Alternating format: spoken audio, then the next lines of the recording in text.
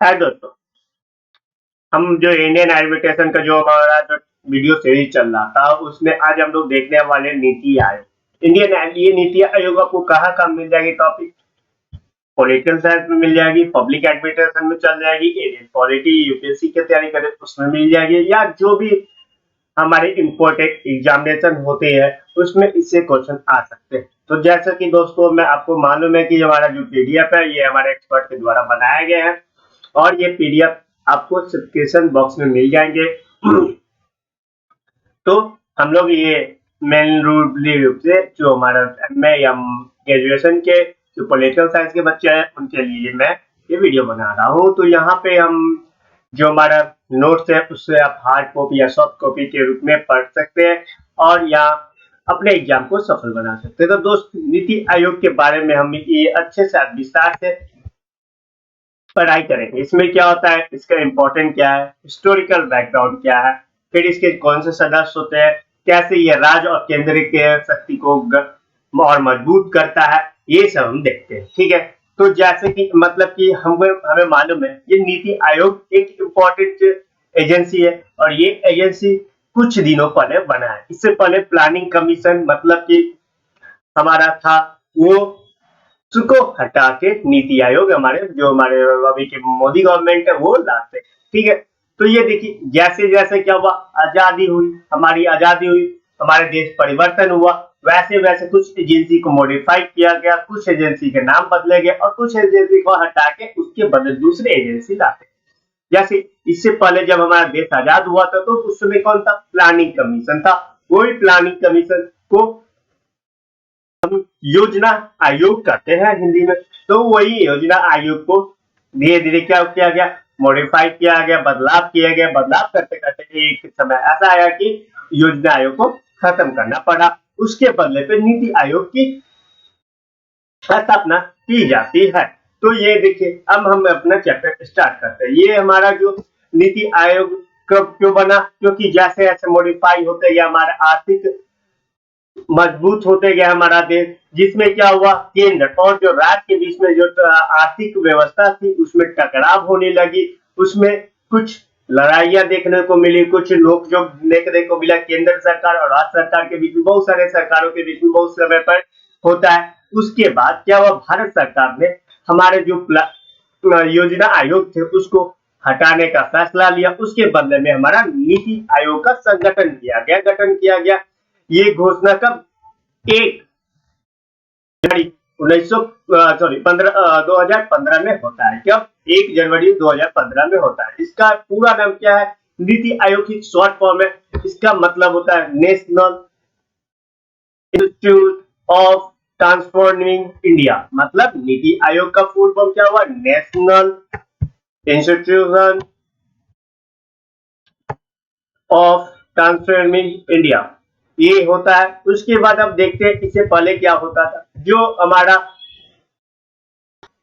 योजना आयोग का था उस समय क्या था, उस पर बहुत सारे सवाल उठने लगे। मैं पहले ही बता दिया कि राज्य और केंद्र के बीच में क्या लड़ाई या नोक झोंक होने लगी। क्यों होने लगी? क्योंकि इनमें कुछ खराबी थी जो हम एक स्पेशल पार्ट में देखेंगे, difference between the NITI Aayog and planning commission. मतलब कि जो हम दोनों के बीच में क्या बदलाव हुए, क्या अंतर है, वो हम देखेंगे। वो मेरा एक टॉपिक है, वो हम आगे डिस्कस करते हैं। ठीक है, तो यहाँ पे जो वर्तमान में क्या आर्थिक समृद्ध हो रहे, हमारा भारत आर्थिक रूप से स्ट्रांग हो रहे, तो यहाँ पे सरकार, राज्य सरकार हो या केंद्र सरकार, इन दोनों के बीच में क्या होता है, नोक झोंक होने लगी है हमारे प्लानिंग कमीशन के द्वारा।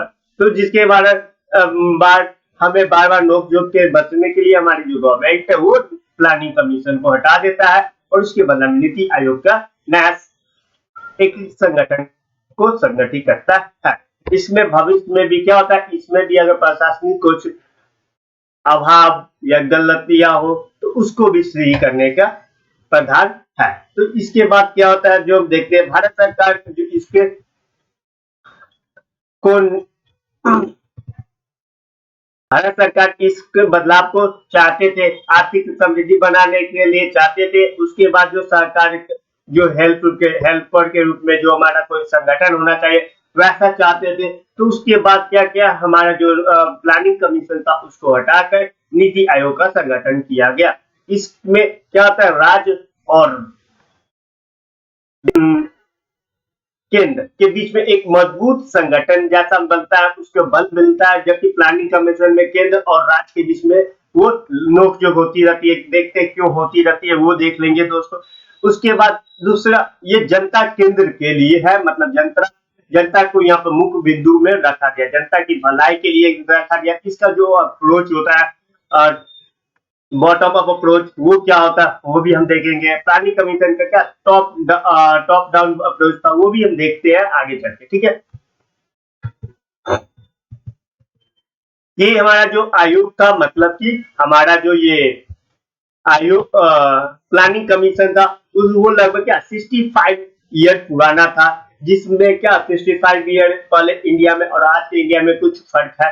उसके कारण उस समय जो बनाया गया था प्लानिंग कमीशन, वो उस समय के लिए मुताबिक बनाया गया था। लेकिन आज कुछ चेंजिंग हुआ है, तो इसीलिए प्लानिंग कमीशन को चेंज किया गया और नीति आयोग बनाया गया। तो ये 65 ईयर पुराना संगठन था। वहां पे संचालन, मतलब कि संचालन कैसे किया जाता है, प्रशासन की व्यवस्था कैसे किया जाता है, वो सब बात अलग थी उस समय की बात, अभी की अलग है।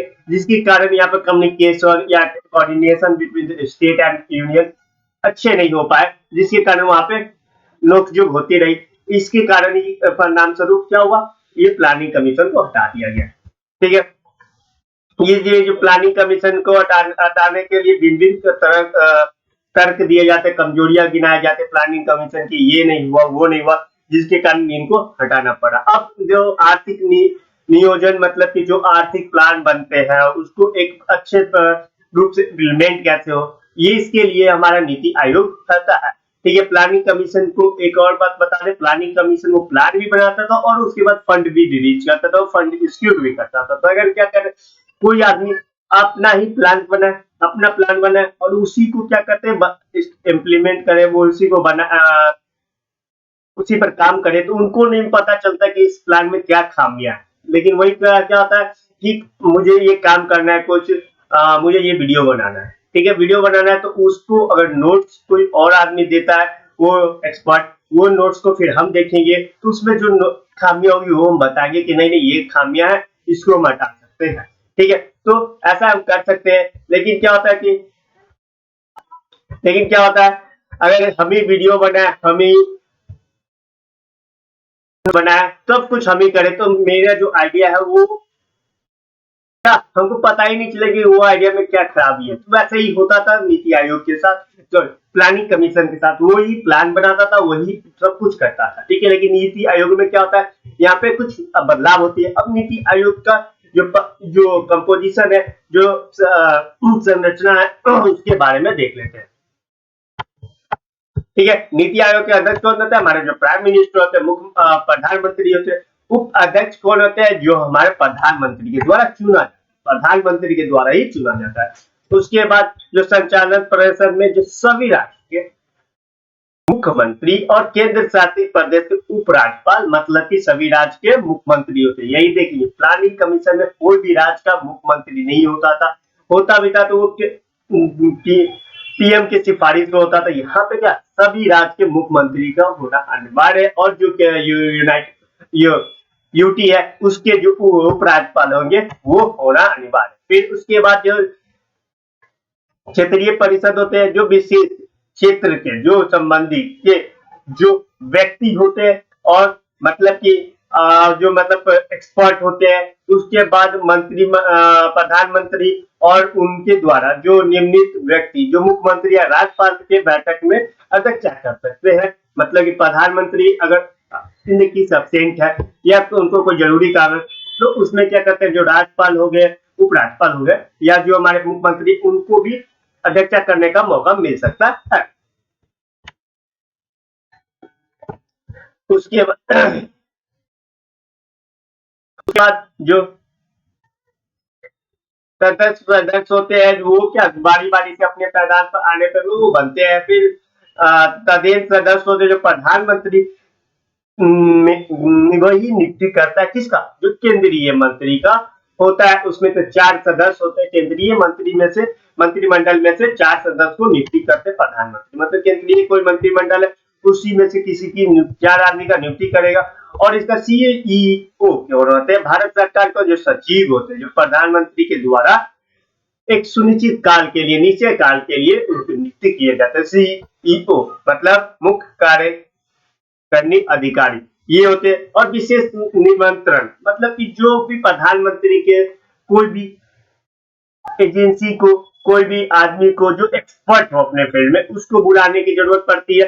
कब? जब उसको विशेष रूप से जरूरत पड़ता है। जैसे कि प्रधानमंत्री को जरूरत है फाइनेंस के बारे में बात करने की, डिफेंस के बारे में बात करने की, तो वो डिफेंस के कोई एक्सपर्ट को बुला के उस मीटिंग में लेते हैं।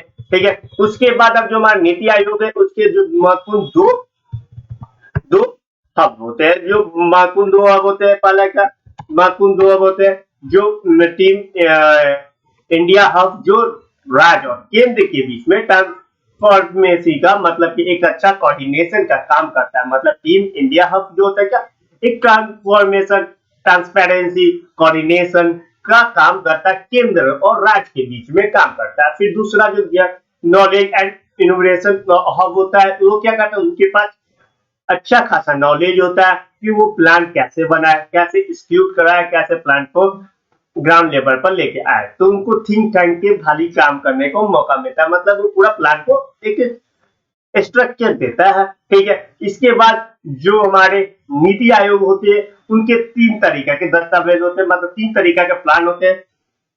पहला 3 वर्ष के कार्य का एजेंडा, दूसरा 7 वर्ष के कार्य का एजेंडा और कहा जा सकता है, और तीसरा 15 वर्ष का लक्ष्य। मतलब कि एक 3 तरीका का ये लक्ष्य रखते हैं। पहले एक 3 वर्ष में हम अपना एजेंडा पूरा करेंगे, दूसरा हम 7 वर्ष के जो मध्य में जो 7 वर्ष होता है उसमें कुछ एजेंडा पूरा करेंगे, कुछ गोल पूरा करेंगे, और तीसरा 15 वर्ष का एजेंडा पूरा करेंगे। प्लानिंग कमीशन क्या होता था, 5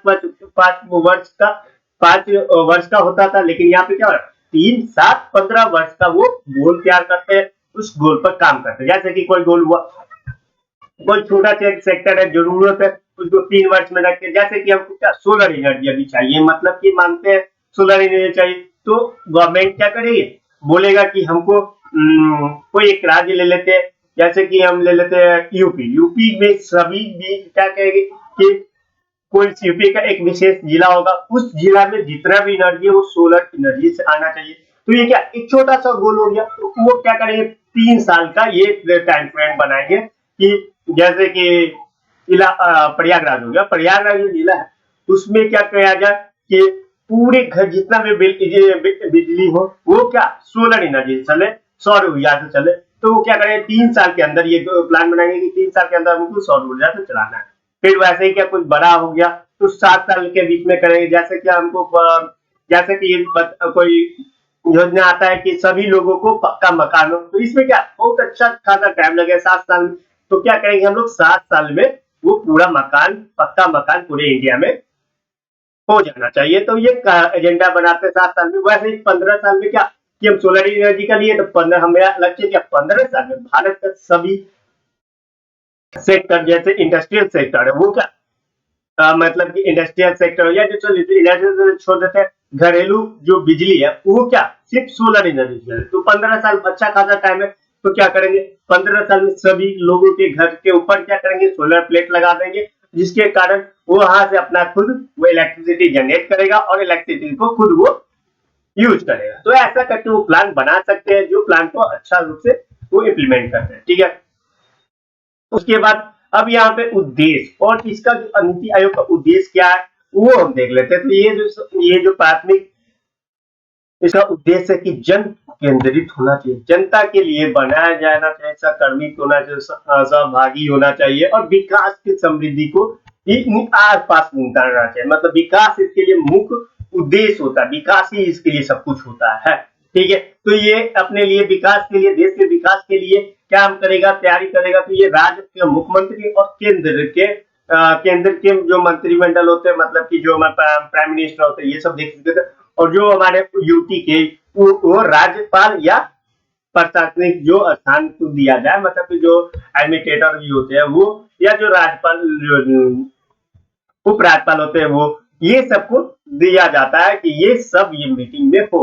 जैसे दिल्ली के उपराज्यपाल आएंगे, वैसे ही क्या बिहार के, यूपी के हमारे मुख्यमंत्री साहब जाएंगे, ठीक है।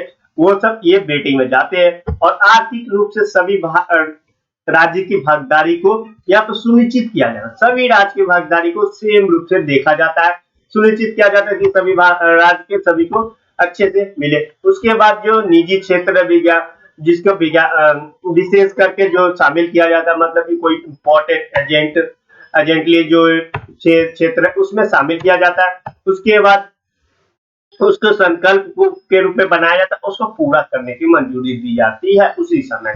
तो यहाँ पे क्या हो रहा है, यहाँ पे हम लोग क्या, यहाँ पे हम लोग पावर को डिस्ट्रीब्यूशन कर रहे हैं, क्योंकि क्या यहाँ पे मुख्यमंत्री भी होते, प्रधानमंत्री भी होते, उपराज्यपाल भी होते, ये सब होते, सबकी बात सुनी जाएगी। सब गवर्नमेंट को चाहिए जाती है, उत्तर प्रदेश से गवर्नमेंट को चाहिए इतना फंड, तो उसकी बात सुनी जाएगी, उसकी उससे आराम से बात करके मिल जाएगा। फिर बिहार को चाहिए इतना फंड, तो उसको भी मिल जाएगा। यहाँ पे सबकी बात सुनी जाती है और यहाँ पे है। अब इसके उद्देश्य क्या है? पहला उद्देश्य जो हमारे राज्य के सहयोगी के रूप में देखा जाता है, मतलब कि यहाँ पे हम देखें क्या, ये पूरा जो इर्द गिर्द है कि राज्य और केंद्र के बीच में जो रिलेशन वो अच्छी हो, मजबूत हो, ये बनाने का प्रयास है। क्योंकि हम लोग बहुत बार देख चुके क्या कि राज्य और केंद्र के बीच में लड़ाई नोकझोंक होती रहती है। इसके कारण ये हम नीति आयोग बनाया, क्योंकि यहाँ पर दोनों के कंट्रीब्यूशन हो रहे हैं, कोऑर्डिनेशन हो रहा है। इसके कारण यह क्या राष्ट्र का एक शक्तिशाली राष्ट्र बनाने के लिए महत्वपूर्ण होती है ये धारणा है। उसके बाद नीति आयोग जो जन सहभागिता के आधार पर, मतलब कि सहकारिता फेडरल कोऑर्डिनेशन को ये और मजबूत बनाता है। उसके आधार को मजबूत बनाने के लिए, फेडरल कोऑपरेशन को मजबूत बनाने, कोऑर्डिनेशन को मजबूत करने के लिए ये काम करता है। नीति आयोग राष्ट्र के विकास की योजना और नीति के बारे में निर्माण करता है और राष्ट्र के सुरक्षा, आर्थिक विकास के बीच में ये अच्छे खासा देखभाल करता है। राष्ट्र का आर्थिक विकास कैसा होना चाहिए, सुरक्षा कैसा होना चाहिए, ये सब देखता है। फिर राष्ट्र का क्या विकास कैसा होना चाहिए, उस नीति कैसा होना चाहिए, ये सब को बारे में वो सोचता है, प्लान भी बनाता है। फिर प्रत्येक राज्य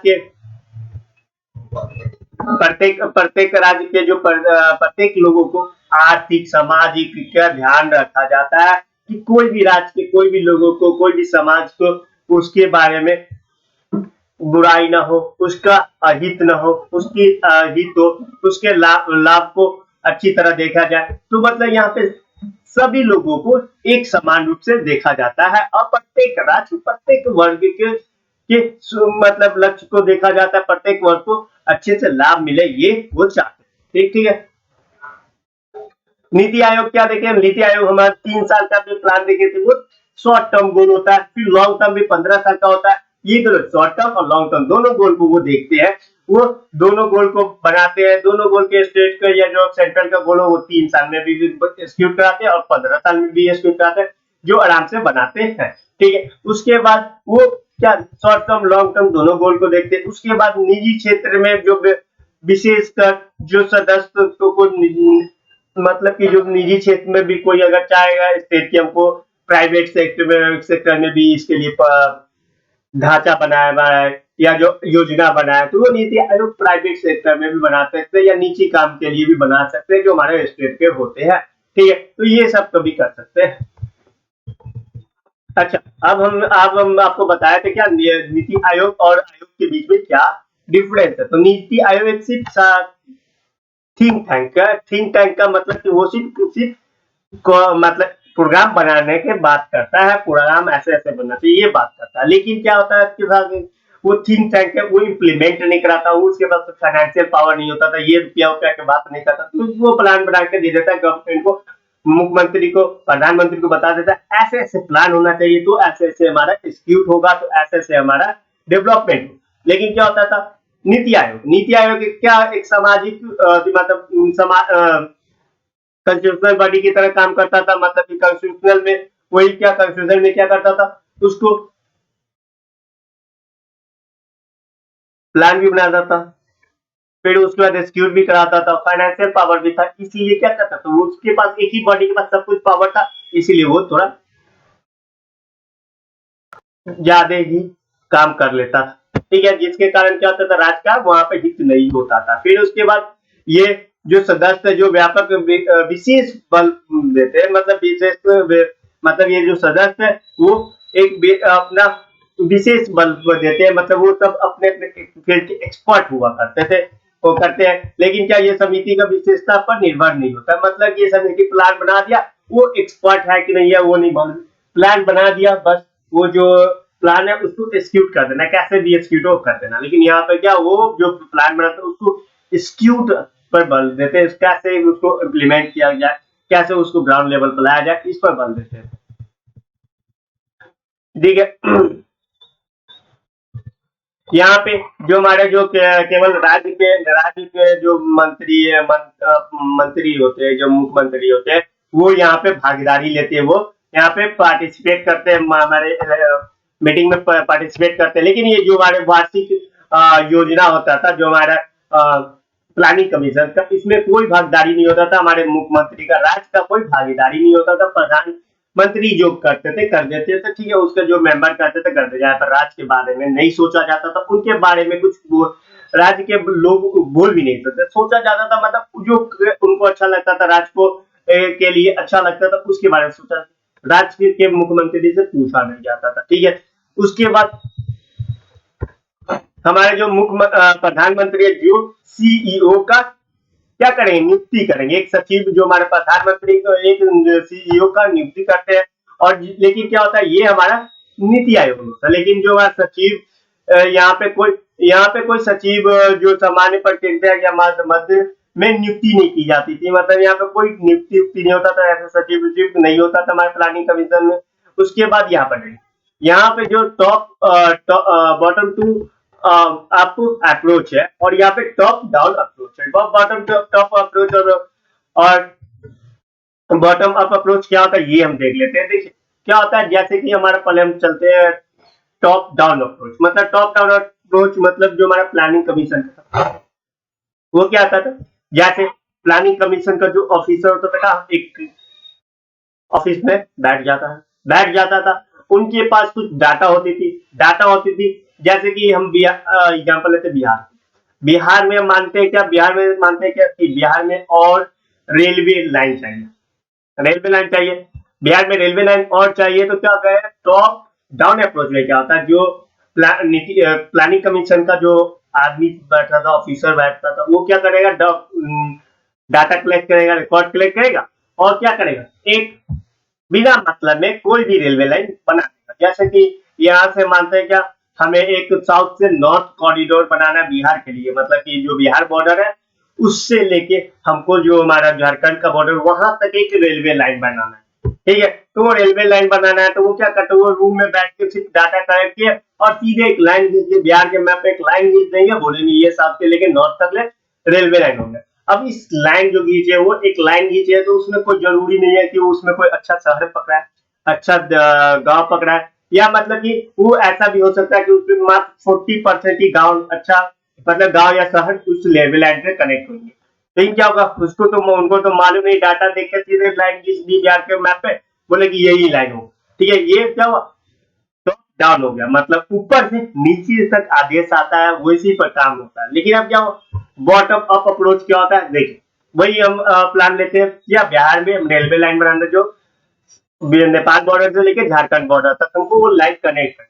तो क्या करेंगे, वो जो डाटा उनके पास भी कलेक्ट करेंगे, लेकिन वो डाटा को क्या करेंगे, डायरेक्ट बिहार के मैप पर लाइन नहीं बनाएंगे, क्या करेंगे, वो डाटा को कलेक्ट करेंगे, फिर वो पहले बिहार पूरा घूमेंगे, उनके जो ऑफिसर तो बिहार घूमेंगे, जैसे कि नेपाल से स्टार्ट हो, जैसे सीतामढ़ी में हमारा जो बॉर्डर होता है, मान लेते हैं सीतामढ़ी बॉर्डर स्टार्ट करते हैं, उसके बाद क्या, सीतामढ़ी से मुजफ्फरपुर, मुजफ्फरपुर से वैशाली, वैशाली से पटना, पटना से और जो बक्सर होते हुए हम कुछ चले जाते हैं झारखंड बॉर्डर पे। तो क्या यहाँ पे वो घूमेंगे, स्टडी करेंगे नीचे ग्राउंड लेवल पर स्टडी करेंगे, और वो लाइन क्या, जो रेलवे लाइन बनाएंगे, वो एक इम्पोर्टेंट सिटी, टाउन, विलेज को वो क्या करें, कनेक्ट करके वो बनाएंगे, जिसके कारण वो लाइन क्या होगा, वो ग्राउंड लेवल पर आके काम करेंगे। तो यहाँ पे क्या, नीचे का ऑफिसर होता है, वो अपना रिपोर्ट पहुंचाएगा ऊपर वाले ऑफिसर को, वो रिपोर्ट के आधार पर वो काम करेंगे। मतलब ये हुआ बॉटम अप अप्रोच, ठीक है। तो मेरे ख्याल से टॉप डाउन अप्रोच और बॉटम अप अप्रोच सबको मालूम हो गया होगा एग्जाम्पल के थ्रू, ठीक है। तो उसके बाद इसकी जो अगला जो पॉइंट है, ये नीति आयोग का जो लागू किया जाता है, नीति आयोग क्या लागू का अधिकार नहीं होता। मतलब ये जो आप प्लान बनाएंगे नीति आयोग, उसको लागू करने का अधिकार क्या हमारे प्राइम मिनिस्टर सीएम साहब के जो मीटिंग है उसको होता है। लेकिन क्या करते हैं, राज्य के जो नीति के बनाया जाता है प्लानिंग कमेटी से खुद बताता है, उसको स्वीकारित भी पारित भी खुद करते हैं। मैंने पहले एग्जाम्पल दिया था, वही प्लान बनाएगा और वही पारित कर देगा, हाँ ऐसा ऐसा प्लान होना चाहिए। तो उस पर गलती मालूम ही नहीं, हम खुद प्लान बने, हमको खुद बना काम करना है, तो हमको गलती मालूम नहीं होगा। लेकिन क्या यहाँ पर अलग अलग बात हो जाती है। सिर्फ वो प्लान बनाएगा, नीति आयोग में वो सिर्फ प्लान बनाता है, लेकिन वो लागू दूसरे करवाते हैं। पारित पर वो हमारे कमेटी में होता है, जो मीटिंग होता है नीति आयोग का मीटिंग उसमें होता है, ठीक है। उसके बाद यहाँ पे कोई धन आवंटन, मतलब कि धन फाइनेंशियल पावर नहीं है। क्या हमारे नीति आयोग के पास कोई फाइनेंशियल पावर नहीं, ये फाइनेंशियल पावर जो वित्त मंत्री है उसके पास ही होता है। मतलब कि प्लानिंग कमीशन के पास क्या फाइनेंशियल पावर भी होता है। मंत्रालय और राज्य सरकार का जो आवंटन का जो शक्ति जो मतलब दिया जाता था, धन को बांटा जाता, वो फाइनेंशियल पावर कौन, प्लानिंग कमीशन के पास होता था। मतलब कि ये सोचता भी था, करता भी था, और प्लान कितना पैसा देना वो भी मालूम था। लेकिन क्या था, ऐसा ये नीति आयोग के पास नहीं है। सिर्फ वो थिंक टैंक ग्रुप है, वो सिर्फ सोचता है प्लान कैसे बनाया जाए, ठीक है। लेकिन वो उसके बाद पैसा का पावर नहीं है, ठीक है। तो ये प्रमुख जो नीति आयोग और आयोग योजना आयोग का जो प्रमुख अंतर है ये हमें बता रहे हैं, ठीक है। उसके बाद जो योजना का जो केंद्रीय होता है, जो 5 वर्ष की योजना के भीतर होता था, ये हमारा क्या प्लानिंग कमीशन में होता था। लेकिन परंपरा जो नौकरता के जो विशेष ज्ञाता के जिम्मेदारी तय की जाती थी। मतलब प्लानिंग कमीशन में क्या किया जाता, जो ब्यूरोक्राट है, जो नौकरशाही है, वो क्या करता था, अपना एक रिपोर्ट बनाता था, 5 वर्ष में ये प्लान को एग्जीक्यूट कर देना है, कोई भी हालत में कर देना, कैसे भी वो ग्राउंड लेवल पर इफेक्टिव, वो ग्राउंड लेवल पर यूजफुल है कि नहीं है, उसको बिना देखे हुए बस प्लान को बना देना है। लेकिन नीति आयोग के में परिवर्तन हुआ, क्या होता है, ये सार्वजनिक सेवा के उद्देश्य से काम करता है। मतलब बेहतर डिलीवरी दे, मतलब वो सिटीजन को ज्यादा से ज्यादा लाभ दे। उसको जरूरी नहीं है कि मतलब कि वो 3 साल में ही वो गोल अचीव करे, लेकिन क्या 3 साल में वो 80% ही गोल अचीव करता है। वो जो मैं लिए थे प्रयागराज में, जो बिजली बिजली का प्रॉब्लम के प्रत्येक घर के जो छत पर क्या सौर ऊर्जा से प्लेट लगाओ, सौर ऊर्जा प्लेट लगाओ, उससे बिजली उत्पन्न करते हैं। लेकिन क्या नीति आयोग क्या करेगा कि 80% ही घर को क्या करेगा, ऊर्जा सौर ऊर्जा देगा। लेकिन क्या वो वेल क्वालिफाइड मैटर में देगा। उनको ये नहीं जो जरूरी है कि वो 3 साल में वो पूरा 100% ही घर को सौर ऊर्जा से बिजली उत्पन्न करवाए। लेकिन क्या करेगा, वो 80% ही करवाएगा, लेकिन वो इफेक्टिव मैनर में करेगा, सही मायने में कराएगा। वो डिलीवरी क्या होता है, वो जो कस्टमर डिलीवरी होता है वो वेल तरीका से दिया जाएगा। जैसे कि प्राइवेट सेक्टर में देखते जाए, अमेजोन हो गया, फ्लिपकार्ट हो गया, वो डिलीवरी क्या करता है, अच्छे तरीका से देता है। वो उनका कस्टमर ओरिएंटेड गोल होता है, वो कस्टमर को खुश करना चाहते हैं। वैसे ये क्या नीति आयोग भी करते हैं, क्या जो मतलब लोग है, जनता है, उसको खुश करने की कोशिश करता है, इसीलिए वो ये सर्विस देता है। यहाँ पे इनका योगदान क्या एजेंडा यही रहता है कि हमारे जो कस्टमर को अच्छे से बेहतरीन सर्विस मिले, ठीक है। नीति आयोग से क्या हमारे क्या हमें कौशलता मिलती है, इफेंसी मिलती है, नया नया प्लान बनाया जाता है। फिर जब आप भी होता है, फिर क्या करता है, अगर नीति आयोग गलत करेगा तो हम उससे पूछ सकते हैं कि जैसे वही एग्जाम्पल लेते प्रयागराज वाला, कि 80% ही घर में क्या वो इम्प्लीमेंट कर रहा है। वो अपना रिपोर्ट में बताया कि 3 साल में 80% घर में सौर ऊर्जा से बिजली उत्पन्न कर रहे हैं। तो हम पूछ सकते हैं कि क्या ठीक है, तो कर रहे हैं, तो कौन कौन एरिया में कर रहे हैं। वो जो अभी भी 3 साल पहले जो प्लान बनाया थे वो एग्जीक्यूट हुआ, अभी 5-6 महीना में कितना घर बाकी है, ये हम जब पूछ सकते हैं, इसको जवाब देना पड़ेगा नीति आयोग को। लेकिन क्या करते थे, प्लानिंग कमीशन में ऐसा कोई रूल नहीं होता था। जनता तो छोड़िए, मुख्यमंत्री तक नहीं उनके पास पावर होता है कि प्लानिंग कमीशन को कैसे एग्जीक्यूट कराया जाए, प्लानिंग कमीशन से कैसे पूछा जाए, ठीक है। तो इसीलिए ये नीति आयोग और प्लानिंग कमीशन में ये अंतर है, जिसके कारण क्या और जवाबदेही के कारण इस पर प्लानिंग कमीशन पर लोग ज्यादा भरोसा करते हैं। भरोसा हमारे फिर मुख्यमंत्री लोग भी ये प्लानिंग कमीशन पर उतना भरोसा नहीं करते थे। नीति आयोग पर जो लोग ज्यादा भरोसा करते हैं उसको यहाँ पे नीति आयोग के पास कोई फाइनेंशियल पावर नहीं है, उसके कारण क्या करते वो सिर्फ एक प्लान बनाता है, बस उस प्लान को एग्जीक्यूट करवाता है। इसीलिए हम लोग क्या एक अच्छे तरीका से डेवलपमेंट कर सकते हैं नीति आयोग के अंडर में रहकर। अब इसके देखते हैं कि प्रशासनिक जो हमारा हायरार्किकल फॉर्म होता है कैसे कैसे होता है। ये जो नीति आयोग का जो प्रधानमंत्री क्या अध्यक्ष होते हैं, ये तो मैंने पहले बताया था। उसके बाद उपाध्यक्ष जो प्रधानमंत्री को जो क्या कहता है सहयोग करने के लिए नियुक्ति की जाती है। उसके बाद जो सीईओ होते हैं और जैसे कि सीईओ होते हैं, फिर जो हमारे उपाध्यक्ष जैसे अरविंद जो हमारे पहले उपाध्यक्ष बने हैं इसके हमारे नीति आयोग के, उसके बाद सीईओ अलग होते हैं, फिर उसके बाद और सभी ऑफिसर अलग अलग होते हैं। नीति आयोग जो हमारे मुख्य रूप से राष्ट्र या अंतरराष्ट्रीय महत्व के विशेष कार्य को भी प्लानिंग बनाते हैं। बस विशेष जो मुद्दा है उस पर भी प्लान बनाते हैं। राजनीतिक जो या तकनीकी रूप से जो सहयोग चाहिए उस पर भी प्लान बनाते हैं। फिर नीति आयोग का एक ऐसा एजेंसी है जो प्रधानमंत्री मुख्यमंत्री के बीच में क्या करते हैं कि वो अपना एडवाइस देते हैं मुख्यमंत्री को। जैसे वो ग्रुप हुआ, मीटिंग होगा, उसी मीटिंग में दोनों आदमी एडवाइस देंगे कि हमको ये करना है, ये करिए, ये अच्छा रहेगा, ये करिए खराब रहेगा, तो वो एडवाइस देंगे। जिसके कारण नीति आयोग का जो मीटिंग होता है उसमें एक अच्छा स्कीम बन के तैयार होगा, एक अच्छा लॉ बन के तैयार होगा। जो स्कीम क्या होगा जो हमारे अच्छे तरीके से हमारे देश को डेवलपमेंट करेगा। तो ये यहाँ पे बजट का कोई तो प्रस्तावना होती नहीं है। बजट तो हमारा फाइनेंशियल पावर क्या फाइनेंस मिनिस्ट्री के पास होता है। तो नीति आयोग सिर्फ अपना स्कीम बना के देता है, ठीक है। उसके बाद क्या करते हैं वो मंत्रालय को सीधे दे देता है और सीधे बजट पैसा के लिए फाइनेंशियल मिनिस्ट्री के पास फाइनेंशियल मिनिस्ट्री के पास जाता है।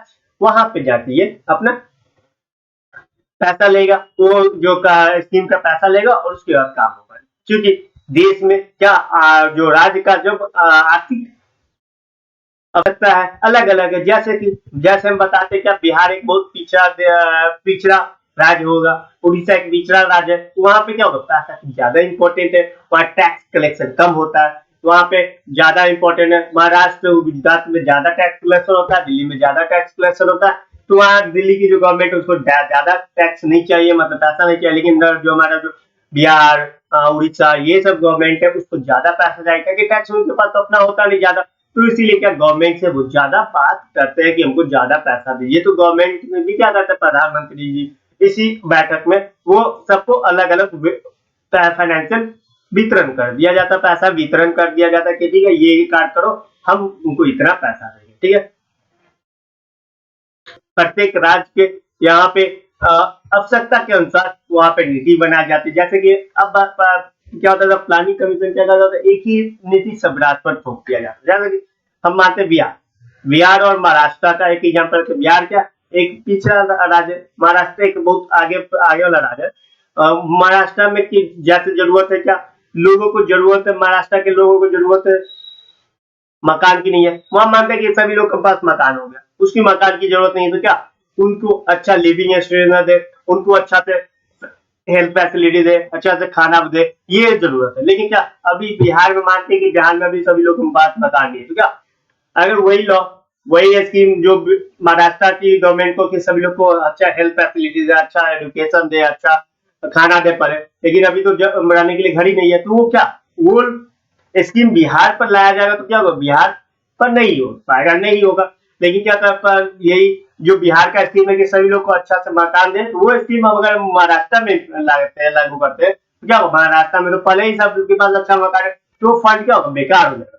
तो ये देखे क्या सभी स्टेट की अलग अलग जरूरत होती है जिसके कारण वो अलग अलग काम करते हैं।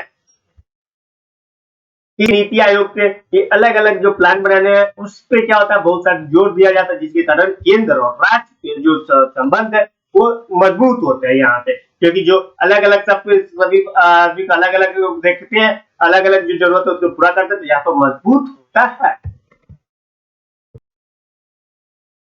जो हमारा परिषद है उसके अंतर्गत जो हमारा जो अहम भूमिका है नीति आयोग का, ये लंबे समय की योजना भी करते हैं, उसकी निगरानी भी रखते हैं, ठीक है, योजना को निगरानी भी करते हैं। उसके बाद उसके जो नया विभाग का गठन होगा या जो विभाग का योजना है उसके साथ साथ उनकी प्रक्रिया को या आवश्यकता को देखते हैं, उसके दिशा निर्देश करते हैं, तैयार करते हैं।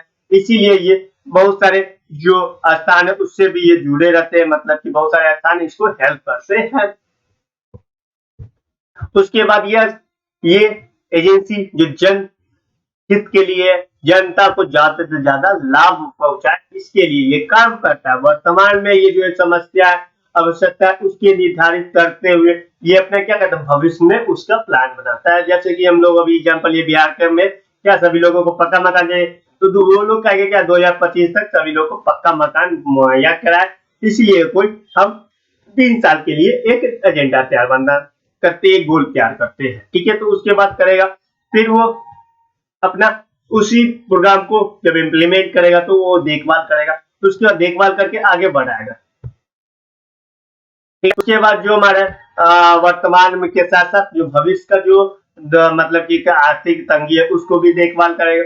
फिर ये जो हमारा नीति आयोग का सबसे पहला बैठक का कब, फरवरी 2015 में हुआ था। जब 1 जनवरी 2015 में बना, उसके बाद फरवरी 2015 में हुआ। उसमें सभी लोगों को बुलाया गया, मतलब मुख्यमंत्री, उपराज्यपाल, प्रधानमंत्री, उसके बाद जो भी मिनिस्टर थे उन प्रधानमंत्री को बुलाने की जरूरत थी, सभी को बुलाते हैं और उसके बाद ये बैठक करते हैं।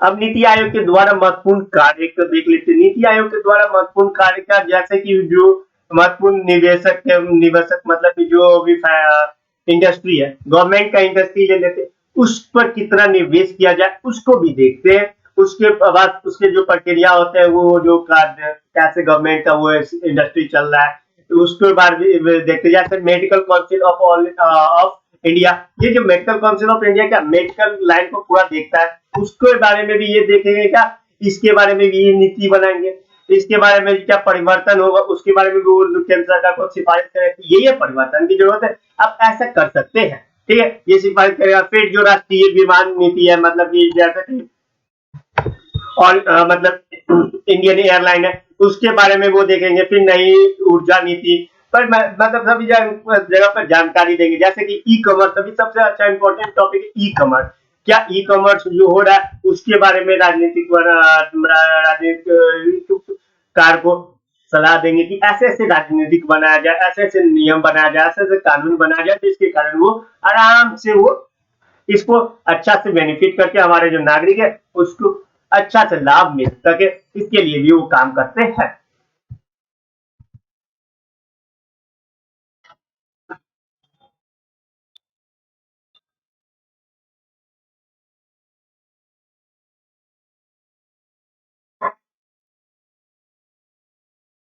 इसके बाद क्या करते हैं वो, इंडियन लेवल पे हो गया, इंटरनेशनल लेवल पर जैसी चीज कुछ जरूरत पड़ती है कि हमको कुछ बदलाव करना है इंटरनेशनल लेवल पर, उसमें दूसरे आदमी को मतलब इंटरनेशनल एजेंसी को, इंटरनेशनल पर्सनल को बुला के भी हम लोग क्या करते हैं, सलाह लेंगे, उस पर काम करते हैं। जैसे कि हम एक विवाद पिछले वर्ष में हुआ था कि अंतर्राष्ट्रीय विवाद में एक श्रृंखला आयोजित किया गया, उसमें क्या किया गया, माइक्रोसॉफ्ट की जो बिल गेट्स है उसको व्यक्तिगत रूप से शामिल किया गया और बताया गया, उनसे पूछा गया कैसे हम ये जो हमारा ये ई कॉमर्स है या जो हमारा इंटरनेट की दुनिया है, इसमें हम कैसे बेहतरीन करें, उनसे सलाह लिया गया, उनको विशेष रूप से बुलाया गया, कुछ मीटिंग में बुलाया गया और मीटिंग में बोला कि आप हमको सलाह दीजिए कि कैसे अपने ई कॉमर्स को, हमारा जो सॉफ्टवेयर हार्डवेयर है, जो हमारा है उसको हम कैसे बेहतरीन बनाए। तो इसके लिए बिल गेट्स को बुलाया है, वो क्या फॉरेनर है, ठीक है, उसके हमको जरूरत पड़ी,